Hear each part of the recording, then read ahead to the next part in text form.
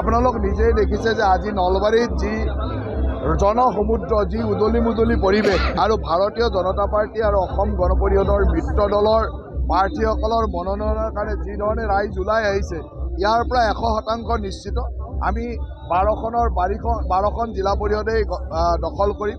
ঠিক তেনেদৰে 65খন আঞ্চলিক পঞ্চায়তে আমি দখল কৰিম। সেই ধৰণৰ এটা পৰিৱেশ, আৰু সেই পৰিৱেশ আজি নিজে নিজে আপোনালোকে স্বচক্ষে দেখিছে।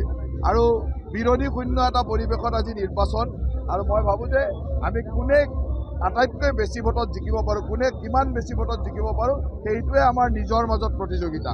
বিৰোধীটো নাই, বিৰোধীৰ লগত কি প্ৰতিযোগিতা কৰিম? বিৰোধী নাই, বিৰোধী শূন্যভাৱে আমি নিজৰ মাজতে প্ৰতিযোগিতা কৰিছোঁ যে আমাৰ কোনজন প্ৰাৰ্থী কোনটো বুথত কোনটো অঞ্চলত আটাইতকৈ বেছি ভোট পাব পাৰোঁ, তাৰ কাৰণে প্ৰতিযোগিতা কৰিছোঁ। কংগ্ৰেছ দল আজিৰ তাৰিখত আছে ক'ত?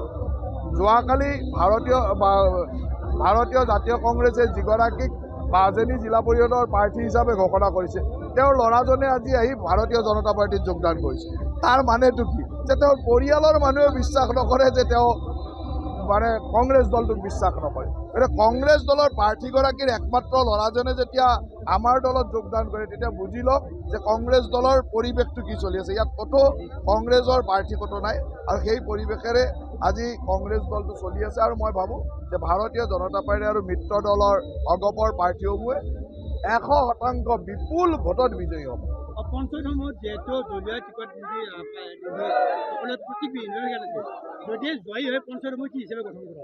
পঞ্চায়তবিলাকত যদিও দলীয় প্ৰাৰ্থিত্ব নাই, আমাৰ যথেষ্ট দলৰ সদস্যই সহমত কৰি পেলাই নিৰ্বাচন খেলিছে, আৰু সকলো বুথতে সকলো ৱাৰ্ডতে আমাৰ দলীয় সদস্যসকলে এটা সহমতৰ ভিত্তিত প্ৰাৰ্থিত্ব আগবঢ়াইছে।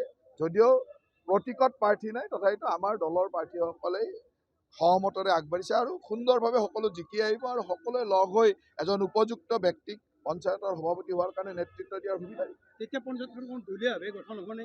চাওক, তাততো আৰু পঞ্চায়ত দলীয়ভাৱে গঠন নহয়। পঞ্চায়তৰ সভাপতি আৰু উপসভাপতি দলীয় নহ'ব, কিন্তু তেওঁলোকে আমাৰ দলৰে কৰ্মী, এইবিলাক দলৰে সদস্য, গতিকে আল্টিমেটলি দলৰে কাম কৰিব, দলৰে মানুহ, কিন্তু দলবিহীনভাৱে পঞ্চায়তত নিৰপেক্ষতা ৰাখি গাঁওসমূহৰ উন্নয়নৰ কাৰণে তেওঁলোকে ব্ৰতী হৈ কাম কৰিব।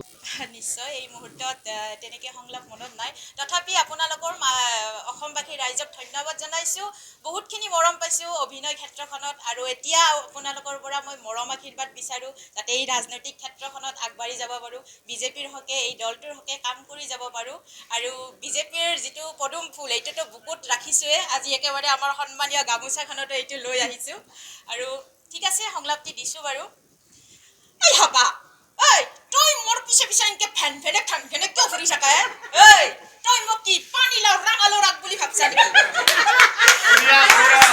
আমৰা গুটিয়াৰ চকুটো না এনেকে ঘট্টা মাৰি বাহিৰ কৰি আনি এখান কি দেখছা? এখান এই 7 কেজি ওজনৰ হাত, কেকৰিৰ নলবেইৰা হাত, এক ঘুষা মাৰি তন্নকৰ কৰে ফাই পেলাম।